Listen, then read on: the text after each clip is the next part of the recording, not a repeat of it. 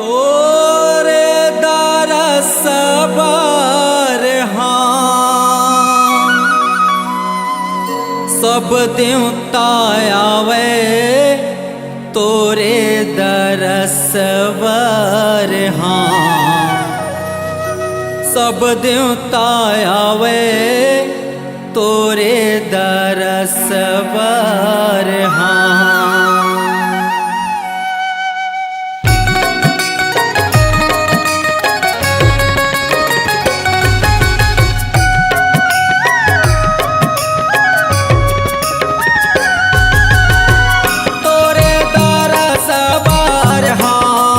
सब देवता आवे तोरे दरस बार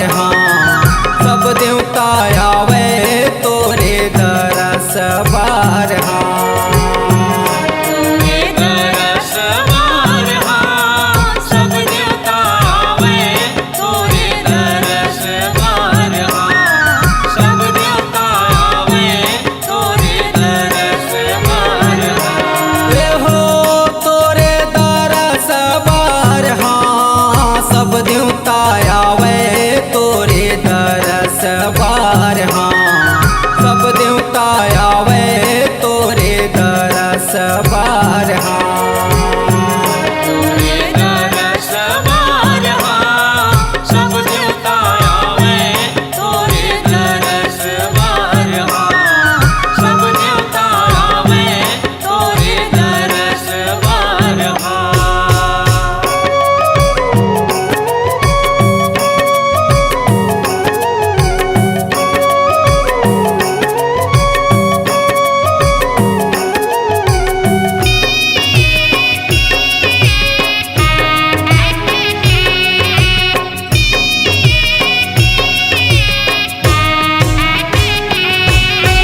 ब्रह्मलोक ले ब्रह्माया वै संगमा सखी सयानी संगमा सखी सयानी हो मैया संगमा सखी सयानी ब्रह्मलोक से ब्रह्माया वै संगमा सखी सयानी संगमा सखी सयानी हो मैया संगमा सखी सयानी जब हम समझड़ के सरस्वती आवे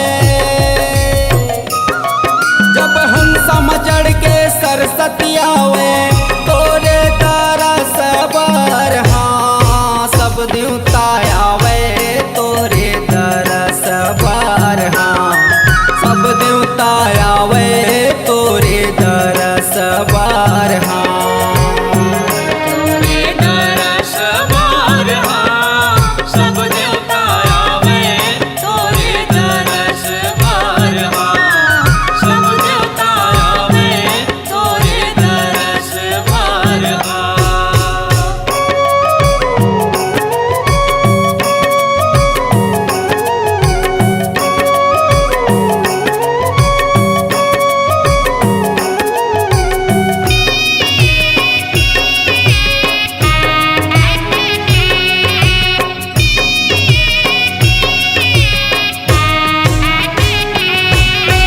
स्वर्गलोक से विष्णु आवे संग माँ लक्ष्मी माई संग माँ लक्ष्मी माई हो मैया संग माँ लक्ष्मी माई स्वर्गलोक से विष्णु आवे संग माँ लक्ष्मी माई संग माँ लक्ष्मी माई हो मैया संग माँ लक्ष्मी माई यहो वीणा बजावत नारद आवे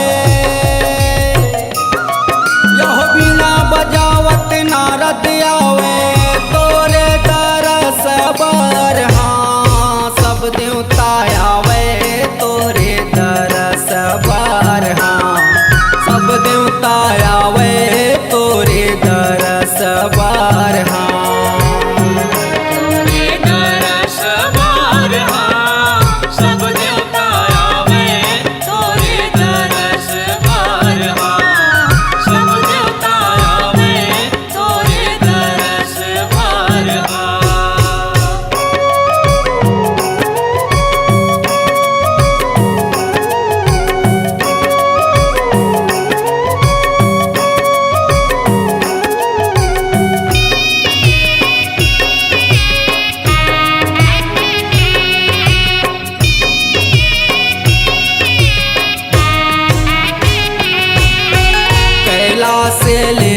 शंकर आवे संग माँ पार्वती माई।